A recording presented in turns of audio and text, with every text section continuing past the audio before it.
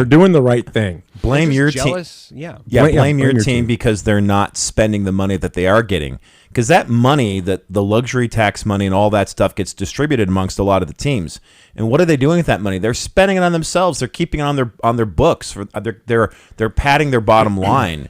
They're not doing things like the Milwaukee Brewers, who are they're reinvesting that money into their facilities. Yes. Right? They're reinvesting in their team.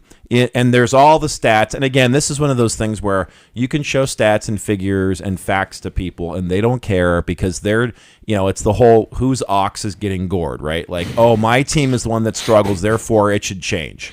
And I would usually say, not meaning to cut you off, but I would usually say paper doesn't mean anything. You can put the best team on paper, doesn't mean you win.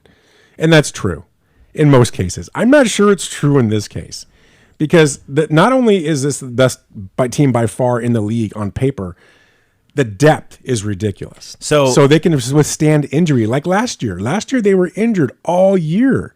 But what did they do? They won a World Series. Right. That's such a great point. Even if you're the best team ever on paper, you still have to play. There's still chemistry to deal with. There's still all of these issues. Right. Yeah, sorry. Don't. And to that point, you just made a great point. The chemistry. The Dodgers' biggest signing this offseason was one player. And he was, I'm going to say maybe two.